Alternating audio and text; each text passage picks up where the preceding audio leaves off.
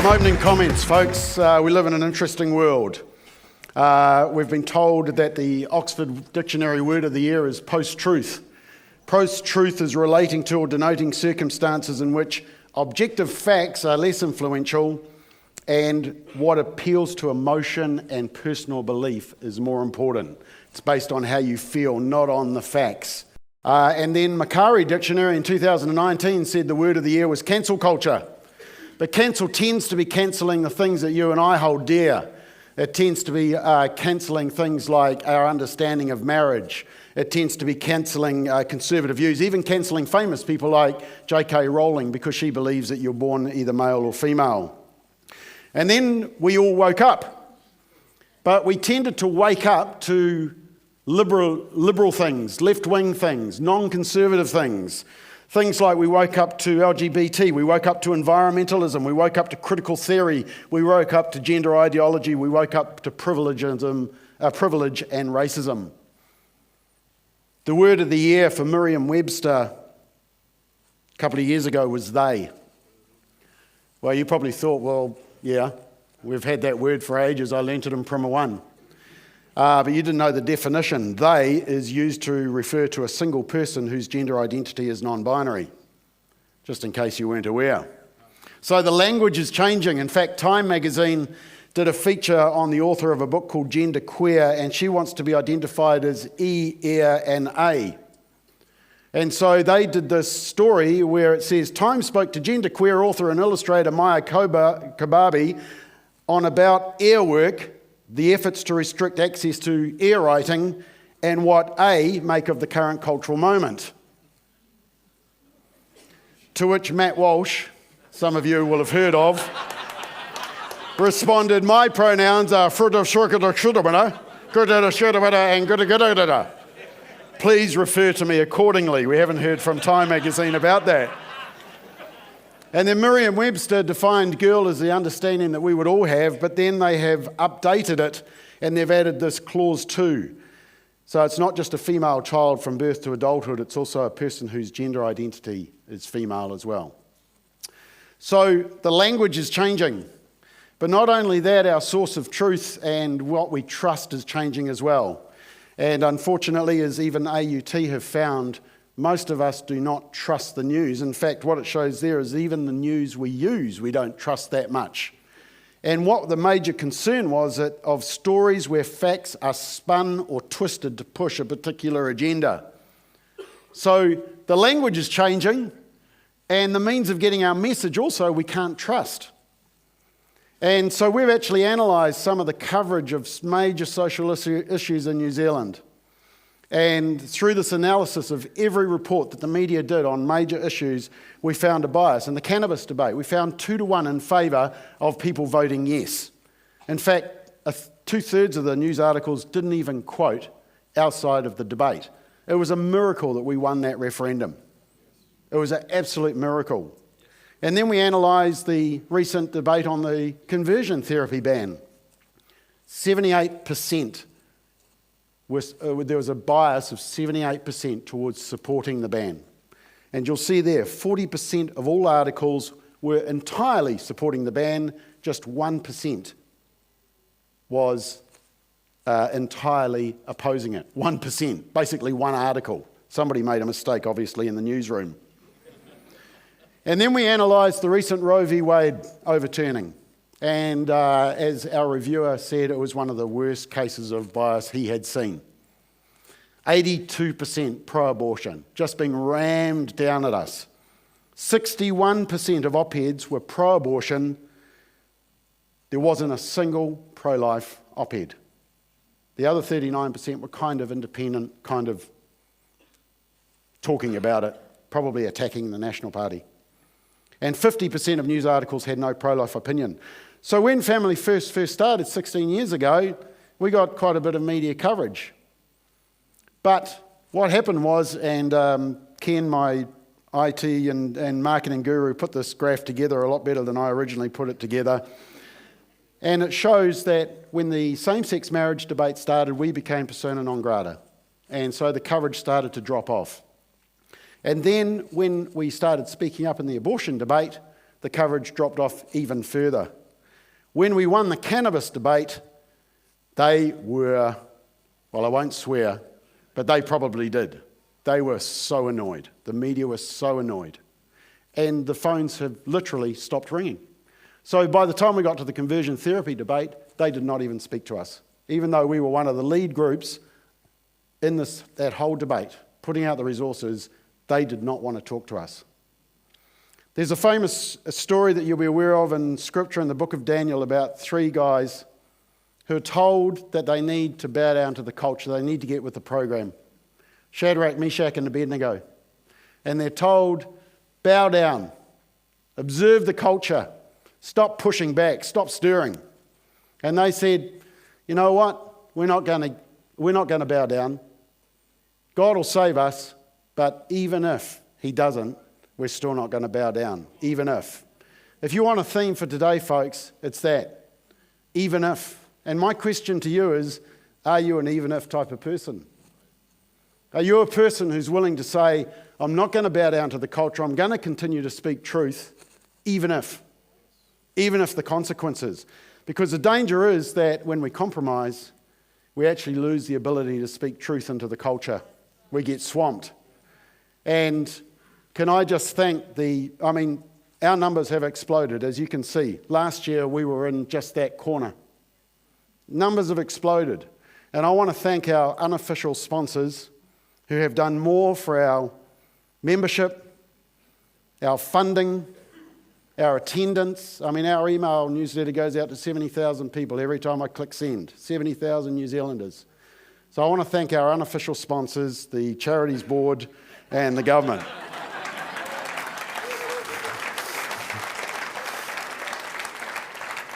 I really appreciate their efforts. And the problem is that people are getting in the fire. I met this guy, Joe Kennedy, who at the end of every rugby game, he would just go down to the end of the pitch and he would just kneel and pray and thank God for the opportunity of coaching this school team. And he got fired. And he had to go all the way to the Supreme Court to actually find that he had the right to just kneel and pray. He stayed in the fire. This guy, Calvin Cochran, was one of the nation's most decorated firefighters, but he ran a Bible study midweek and he did a Bible study on biblical sexual morality. He is now the former fire chief. This lady, Patricia Januzzi, was a Catholic school teacher, and on her Facebook page, she espoused the values of the Catholic Church as it relates to marriage. She was suspended by the Catholic Church school. And this is one that's just come out recently. The Austin Fire Department chaplain, he was fired over a blog post because he objected to males and women's sport. And in it, he quoted the book of Proverbs about fairness. Let's go to the UK. The Reverend Dr. Bernard Randall, he was appointed in 2015 to this Christian college to basically be the chaplain. And he said to the kids, you need to come to your own conclusions. You need to draw your own conclusions. You should be no more told you have to accept certain ideologies or vote certain ways. As a result, he was fired. He was flagged to an anti-terrorism and anti-radicalisation unit, and he was referred to Child Protective Services. Now, there's plenty of other examples I could have given you. And you're probably saying, yeah, I've heard about these cases, Bob. They're all overseas. Lucky we don't go through the same thing. Think again.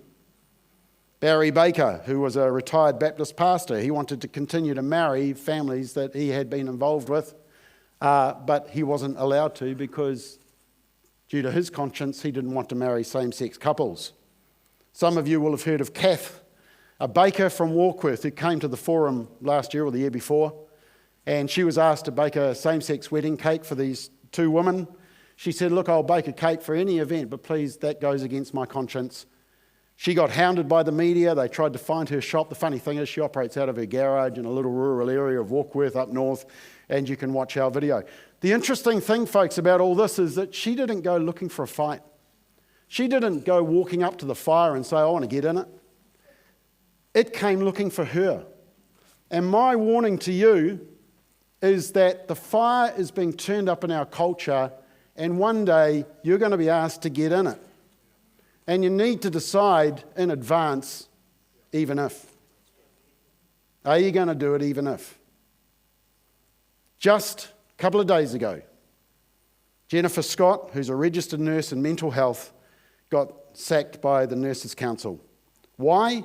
Because she made a submission against the conversion therapy ban, and because she turned up to a meeting with the Dunedin City Council where she said, actually, women don't want biological dudes in their changing room, to which the mayor called her repugnant and her views repugnant.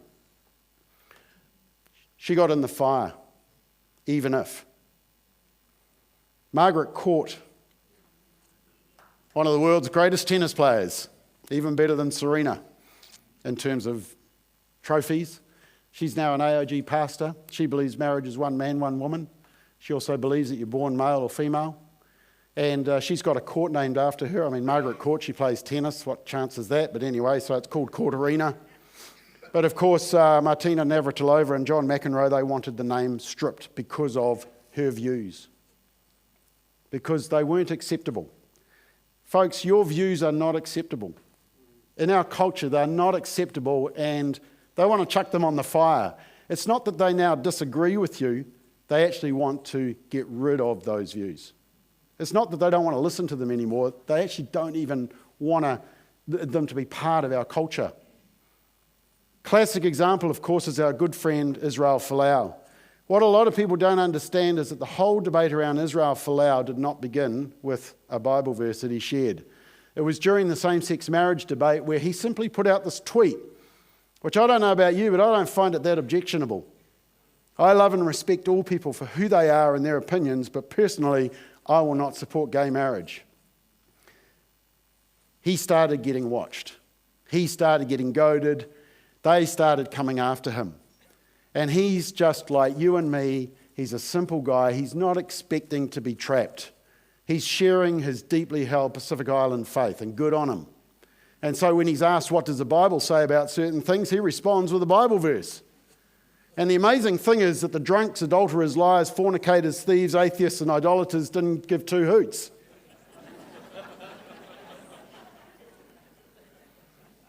But he became under fire. And so when he got married, look at this heading. Maria Tutaya and Israel Folau share pictures from their controversial wedding. What was controversial about it? It was Israel Folau. That's all that was controversial. Now look, if you're thinking about biblical things, you need to go to one of the lead theologians in New Zealand. And if you don't know who that is, it's Rayling Castle. And Rayling Castle was asked, what part of the Bible can Israel quote? And the answer was, just the good bits. Now, the interesting thing is that when Israel talked about hell, all hell broke loose. But during the euthanasia debate, another group talked about hell. And there was the Islamic leaders who were sharing their faith. Good on them. And they shared that in the Muslim faith, euthanasia, you choose it, you go to hell. Did you hear about that? Did you hear about the furor? I bet you heard about these guys. They didn't want to wear the rainbow shirts. They didn't want to celebrate the LGBT lifestyle. That was their personal decision. You heard about them. Have you heard of Haneen Zrika or Andresa Gay? No.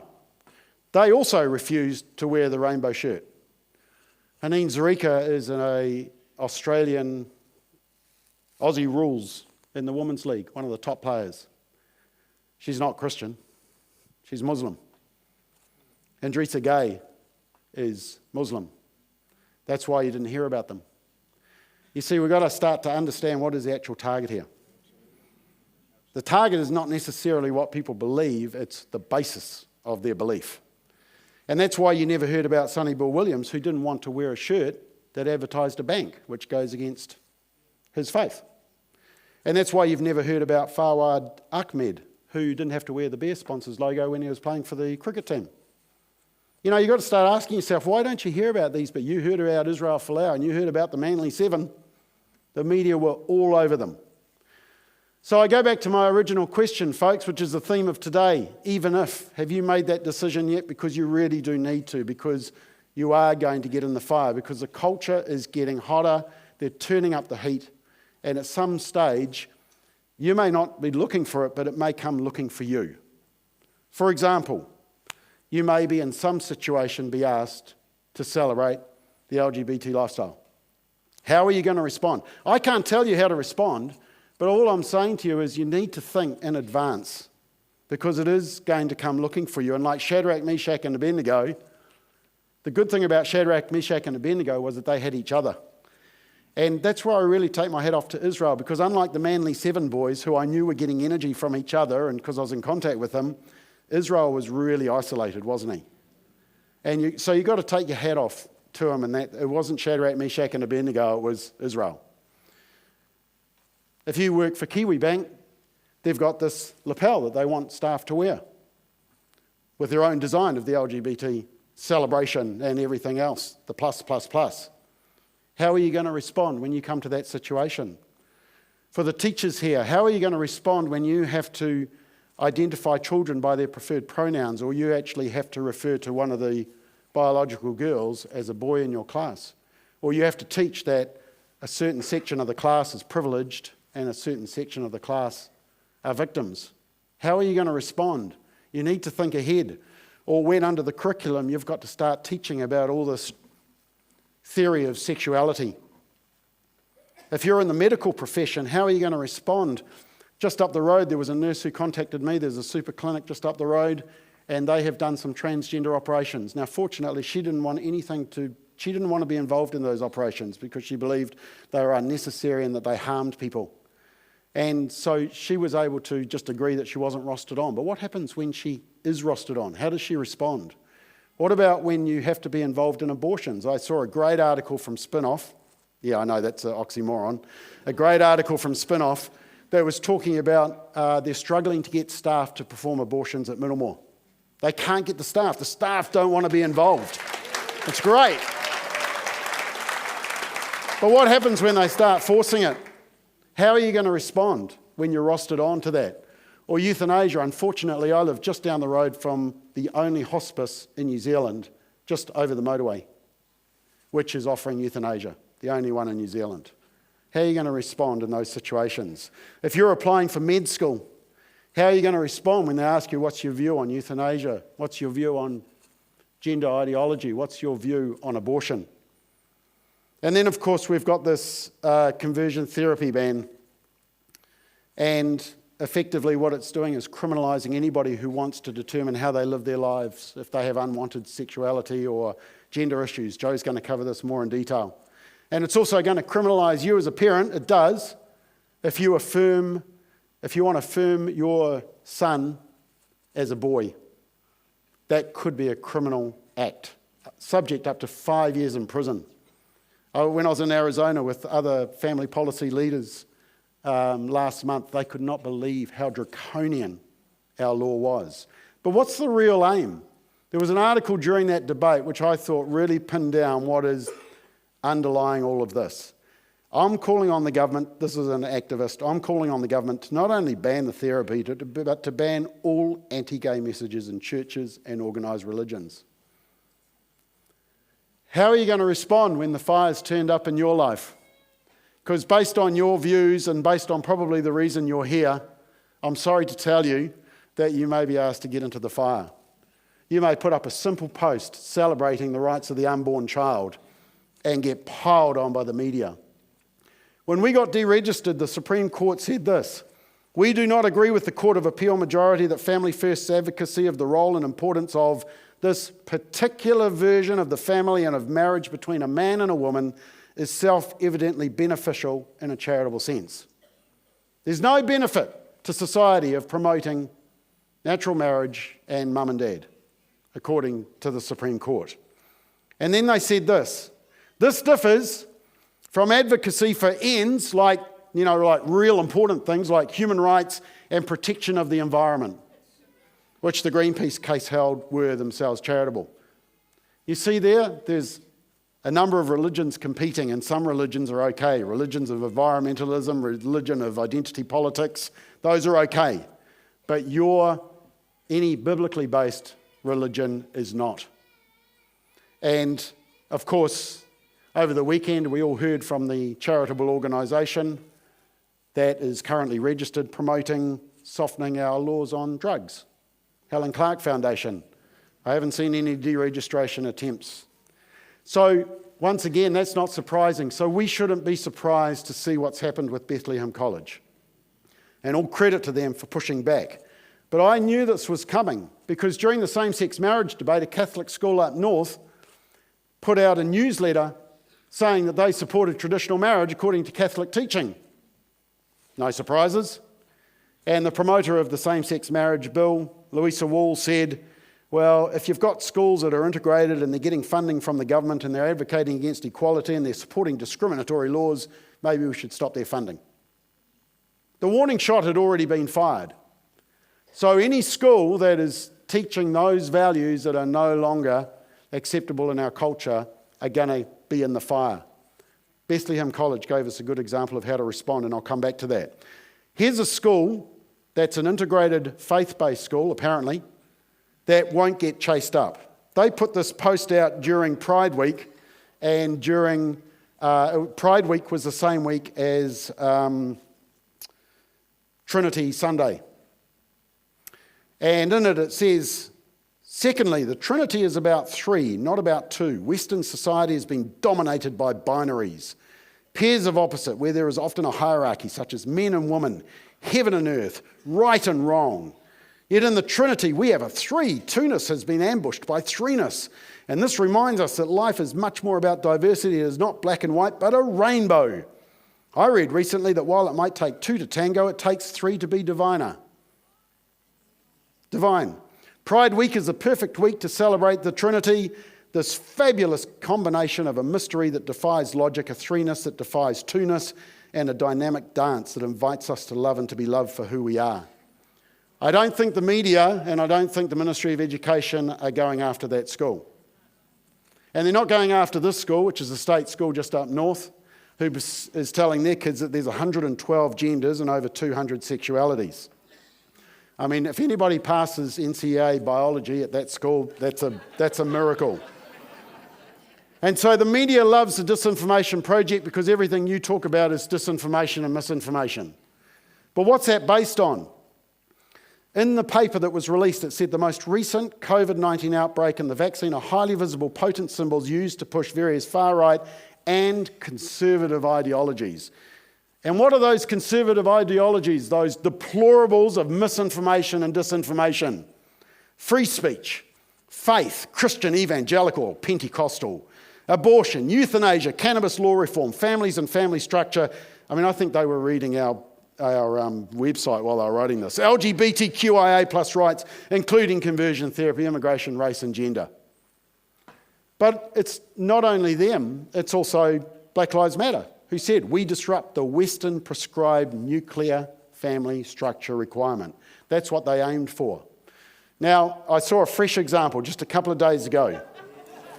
President Biden, good friends of Joe and Dan and Jennifer, and he was talking about extremism, anti-democratic, people who fan the flames of political violence, nasties. Okay, a little bit like some people were called in New Zealand. They were called the River of Filth and the biggest collection of ferals ever seen. What was Biden referring to when he was referring to this group of deplorable far-right extremists who were promoting political violence? He was talking about you. You know why? Because he was talking about people who believe in the rights of the unborn child, people who are pro-life. He was talking about people who believe in marriage as one man, one woman. Don't believe me? Have a listen to this. Backwards to an America where there is no right to choose, no right to privacy, no right to contraception, no right to marry who you love. You see, those are the deplorables. You are the deplorables. You are the people that Biden doesn't like. And your views should be put in the fire. Are you an even if type of person? Paul Moon spoke last conference, and he talked about the fact that following the Christchurch, the horrific attacks in Christchurch, Susan Devoy condemned those people who previously had questioned her because she said Christmas should be taken out because we need to cater for all religions in New Zealand. And so Christians naturally pushed back. And she didn't like that, and she wrote an article for the spin-off This is straight after the mosque attacks, and she said, if you are one of those commentators, do not write an op-ed today crying about how shocking yesterday's murders were, because you helped make it happen. You helped normalise hatred in our country. You helped murderers feel that they were representing the thoughts of ordinary New Zealanders, for believing that Christmas should be part of our Judeo-Christian culture in New Zealand, our footprint of faith, which Alfred is going to talk about this afternoon. Let me just close with a couple of quick examples of how we need to start pushing back. Helen Houghton is now co-leader of the Conservatives. At the time she was a teacher, she did this big petition to stop transgender teaching confusion in schools. The media hated it. They said it was abhorrent and harmful. It was a megaphone to intolerance. It was dangerous, fringe and baseless. And then she got a letter from a group of teachers who basically told her she was agitating for exclusivity, her views were invalid, her behaviour was unconscionably indecent and fundamentally immoral, and basically, if she didn't respond correctly, they were going to get her deregistered as a teacher. So I wrote to the principal of every teacher on that letter, and I said, why is your staff member disobeying the Code of Professional Responsibility for Teachers, which talks about respecting the diversity of my colleagues, which seeks to resolve conflict respectively and constructively, and doesn't act in a way that is intimidating, humiliating, or harassing. I got an apology from 2 principals, and Helen never heard back. We need to push back. We need to push back. The second example is this. We put out a video on LinkedIn saying that when Jacinda said she was going to get married, and she still is apparently, when she was going to get married, marriage still matters. And I said that's a great thing that she wants to still get married. That's an important message to society. One of our supporters put this, wonderful to see the PM supporting traditional marriage, confirming it is between a man and a woman. He then got a letter from HR department saying your recent posts on LinkedIn may have breached social media policy. Come to a meeting. So I went to the meeting with him, and the HR person was getting stuck into him and saying, you know, why do you hold these views and why do you have to display these views, and it's not good for us. And I thought to myself, I wonder what she's posting. So I went onto her page. Yeah, she was posting a yes vote in the cannabis vote, so she was promoting cannabis use in an industry that actually is trying to get rid of drug use because it's a high-risk industry, and she was also promoting the Green Party. And so we just turned it around on her and said, why can you do it, but he can't? Nothing more happened. It went dead. And my last example is this, Bethlehem College. And you'll see there, the news thing says, violence, death threats and verbal attacks targeted at a group of students who were showing support for the LGBTQIA plus community broke out. They broke out. They happened. And Bethlehem College went to the New Zealand Media Council and said that the reporter hadn't spoken to anybody that was actually present, that the college was given no opportunity to respond, and they got some assurances from activists who tell porkies, to be honest. And guess what? There's actually a media council principle that says the media should be accurate, fair and balanced, and that they should give a voice to the opposition view. What was the response? The media council upheld the complaint, and Stuff had to print that apology on their website. It was a great outcome because, why? They pushed back. We need to push back. We're conservative by nature and by name, and unfortunately we need to start pushing back because we need to do it for the sake of the culture which is confused. Let me just finish with a very quick story. I've got 1 minute.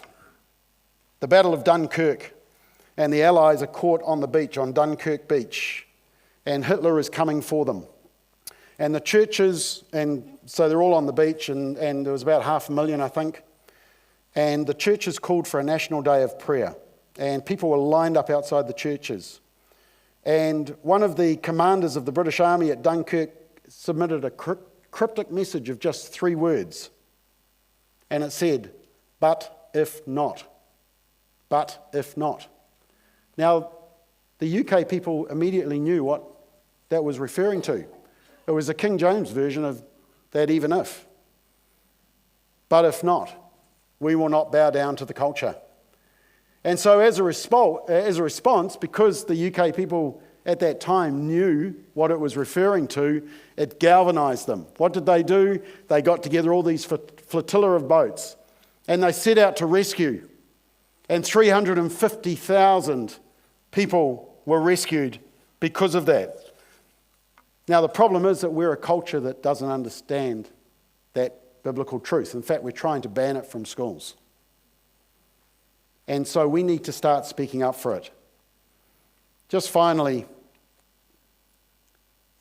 every religion has a holy cause, ritual ceremonies, sacred symbols. They try to weed out false teaching, heretics.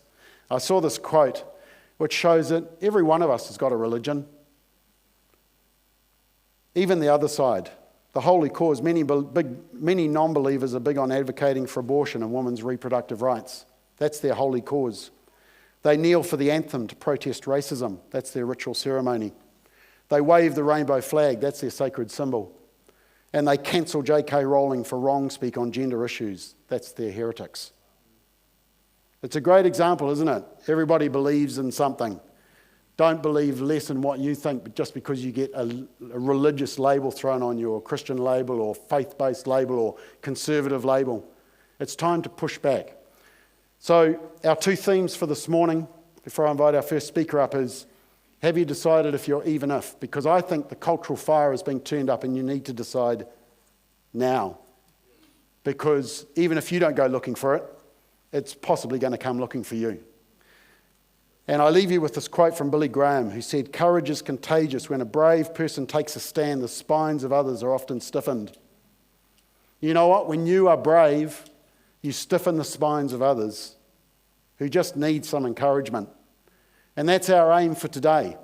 That today is not about family first. It's not about any individual. It's about us as a collective deciding even if we're going to speak into the culture truth, and we're going to stiffen the spines of others so that we can push back.